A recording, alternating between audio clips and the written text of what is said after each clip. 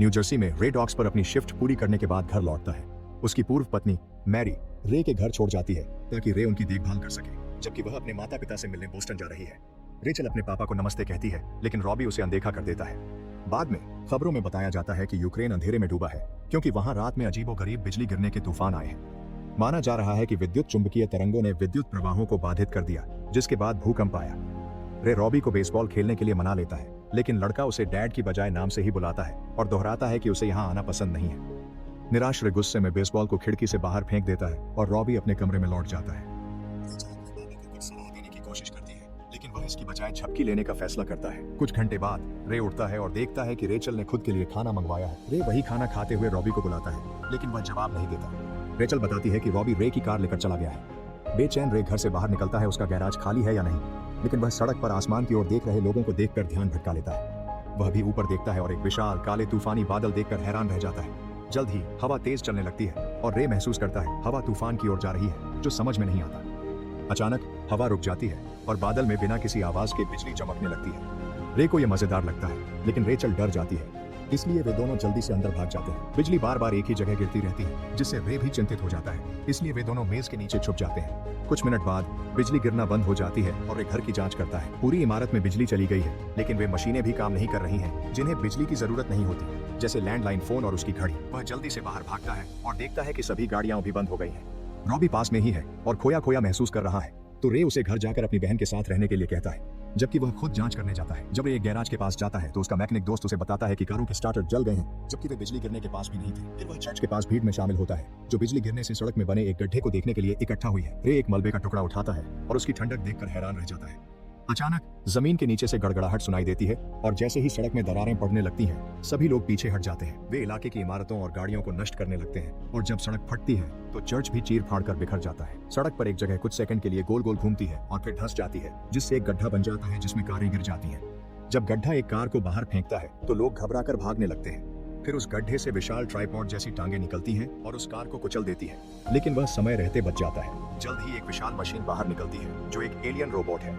एक तेज आवाज के बाद वह भीड़ पर गोलियां चलाना शुरू कर देती है, जिससे लोग भागने की कोशिश में मारे जाते हैं। कारों में भागने की कोशिश कर रहे लोग भी किरणों की चपेट में आ जाते हैं। रे एक दुकान में छिपने की कोशिश करता है, लेकिन किरणें वहां तक भी पहुंच जाती हैं। ऊपर से कारें भी खिड़कियों से अंदर फेंकी जा रही हैं। दौड़ भाग के बाद रे किसी तरह बाहर निकलने में कामयाब होता है। सड़क पर आगे बढ़ता है, उसके पीछे इमारतें लगातार गिरती जा रही हैं। वह एक दीवार के पीछे छिप जाता है, ट्राइपॉड को दूर जाते हुए देखता है। अब वह घर जा सकता है। वह इतना सदमे में है कि उसे समझ नहीं आता कि अपने बच्चों से क्या कहे। वह खुद को धोता है, आखिरकार सदमे से बाहर आता है। वे घोषणा करता है कि वे जा रहे हैं और बच्चों को सामान पैक करने का आदेश देता है। जाने से पहले वह सुनिश्चित करता है कि उसकी बंदूक उसके पास हो। सड़क पर लोग शहर छोड़ने की कोशिश कर रहे हैं। रे अपने बच्चों को उस कार में बैठाता है जिसे मैकेनिक ने आखिरकार ठीक कर दिया है और उसे भी साथ चलने के लिए कहता है, लेकिन मैकेनिक मना कर देता है। जब वे बहस कर रहे होते हैं तभी उनके पीछे ट्राइपॉड हमला करता है और आग लगा देता है। रे अपने परिवार के साथ वहां से निकल जाता है और मैकेनिक लेजर बीम से मारा जाता है। जैसे ही वे सड़कों पर दौड़ते हैं, रे अपने बच्चों को छिपे रहने के लिए कहता है। उनके पीछे इमारतें और वाहन लगातार फटते रहते हैं, जिससे पूरा शहर तबाह हो जाता है। जब कार हाईवे पर पहुंचती है तो आगे निकलने के लिए ज्यादा जगह नहीं होती, क्योंकि दर्जनों वाहन बंद हो चुके हैं और बड़ी भीड़ पैदल भाग रही है। रेचल चिल्लाना बंद नहीं कर पा रही है, इसलिए रॉबी उसे शांत करने की कोशिश करता है। रे उसे सब कुछ बताता है जो उसने देखा और अनुमान लगाता है कि बिजली का तूफान इन मशीनों को जगाने आया था। आखिरकार वे मैरी के पड़ोस में पहुंच जाते हैं, जहां हमला नहीं हुआ है, और वे फिलहाल उसके घर में रुकने का फैसला करते हैं। रॉबी अपने दादा दादी के घर फोन करने की कोशिश करता है, लेकिन लाइन डेड है।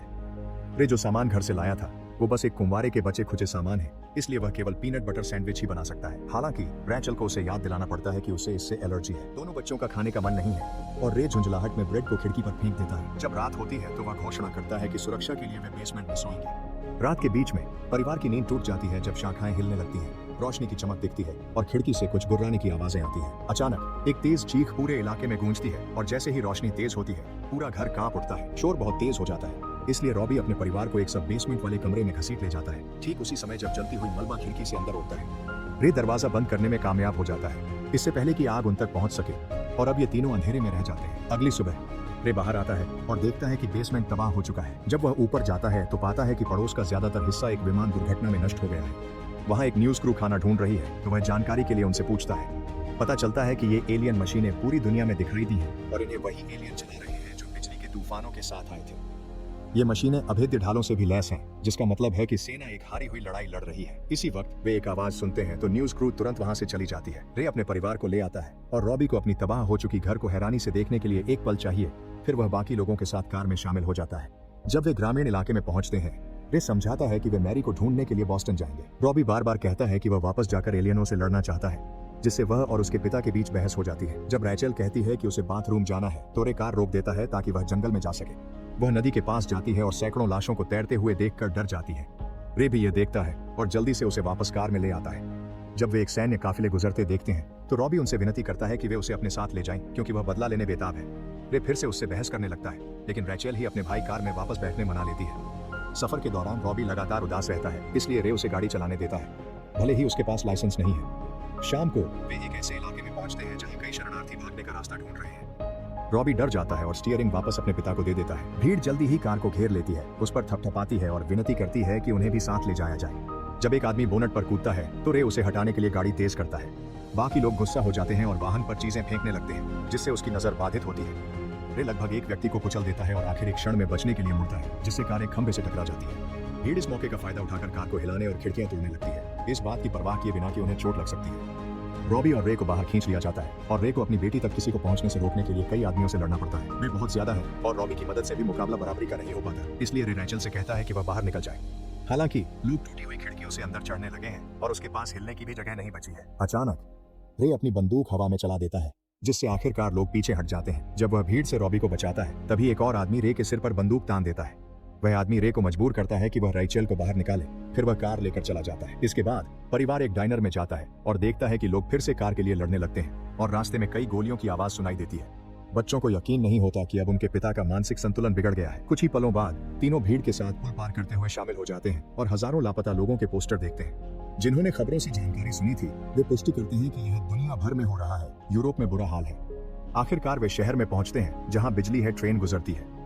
हडसन डॉक्स पर स्वयंसेवक रक्तदान के लिए पूछ रहे हैं। रे भीड़ में एक पुराने दोस्त को देखकर हैरान रह जाता है, लेकिन तभी उसका ध्यान भटक जाता है जब वह पक्षियों को उड़ते हुए देखता है। उसी समय कुछ ट्राइपॉड्स पहाड़ियों पर दिखाई देते हैं और हर कोई घबरा जाता है। फौज रैंप को ब्लॉक करना शुरू कर देती है ताकि भारी भीड़ को जहाजों पर चढ़ने से रोका जा सके, जिनमें अब कोई जगह नहीं बची है। जैसे ही कारें समुद्र में गिरने लगती हैं, रे की दोस्त मदद की गुहार लगाती है, लेकिन वह उसे नहीं सुन पाता क्योंकि वह रैंप बंद होने से ठीक पहले अपने बच्चों को नाव पर चढ़ाने के लिए भाग रहा होता है। फिर रे को एहसास होता है कि अभी भी जगह है, लेकिन चाहे वह अधिकारियों से कितनी भी विनती कर ले, वे किसी और को सवार नहीं होने देते। लोग इतने हताश हैं कि वे रैंप से लटकने की कोशिश करते हैं और जब जहाज रवाना होता है तो गिर जाते हैं। रॉबी जल्दी से दूसरी तरफ से रैंप के ऊपर चढ़ जाता है और जो लोग अभी भी लटके हुए हैं उनकी मदद करता है। अचानक पानी में एक भंवर बनता है और उनके सामने एक ट्राइपॉड उभर आता है।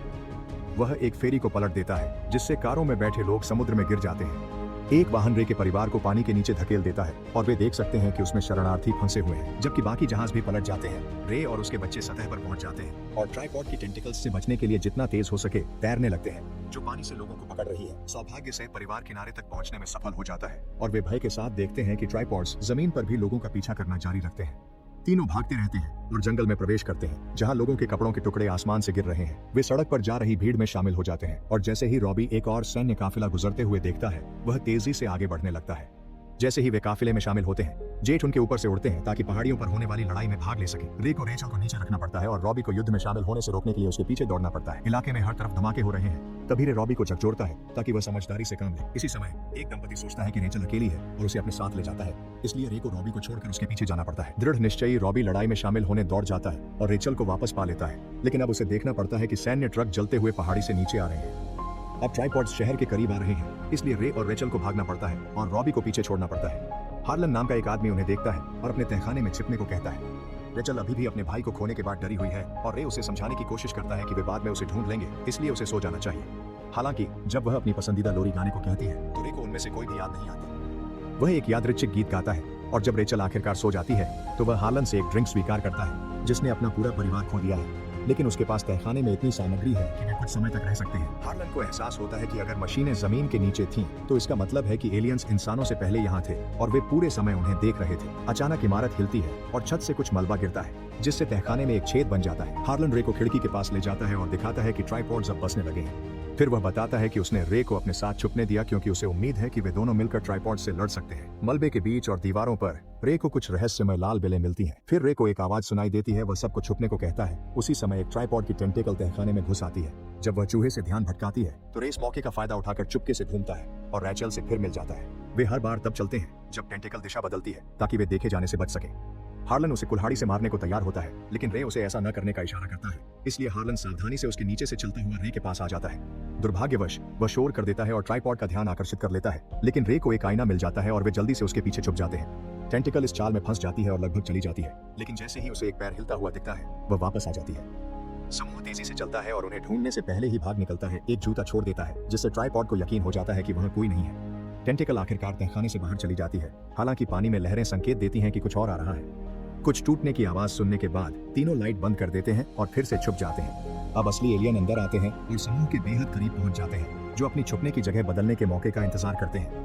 हार्लन अपनी बंदूक निकालता है और गोली चलाना चाहता है, लेकिन रे चुपचाप उससे संघर्ष करता है ताकि उसे रोक सके, जबकि एलियन जिज्ञासु होकर इंसानी चीजों को देखते हैं। जब हार्लन रे से अपनी बंदूक वापस ले लेता है तभी एक हॉर्न बजता है और एलियन अपने ट्राइपॉड्स की ओर लौट जाते हैं। लाल बेलें पूरे तहखाने में फैलती जा रही हैं और हार्लन खिड़की पर कुछ देखकर चिल्ला उठता है।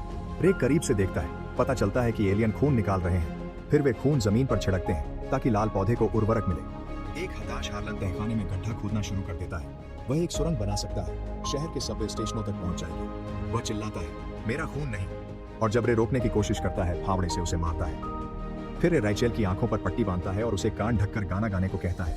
अब वह हार्लन के पास जाकर उसे मार देता है। जब वह वापस आता है रे रैचेल को गले लगाता है और वे साथ में सो जाते हैं। कुछ ही पलों बाद टेंटिकल वापस आ जाता है और रैचेल समय पर जाग जाती है और चीख पड़ती है। रे तुरंत कुल्हाड़ी से उस पर वार करता है, जबकि रैचेल ऊपर भागती है। फिर वह उस पर बार बार वार करता है जब तक कि वह टूट नहीं जाता। टेंटिकल चला जाता है, लेकिन रैचेल अभी चीख रही है, इसलिए रे जल्दी से ऊपर जाता है उसे ढूंढने के लिए। जब वह सामने का दरवाजा खोलता है तो वह यह देखकर डर जाता है कि आंगन में हर जगह बेलें और खून फैला हुआ है। रे अपनी बेटी को खोजता है और जब वह पहाड़ी के ऊपर पहुंचता है तो देखता है कि खून पूरे इलाके में फैला हुआ है।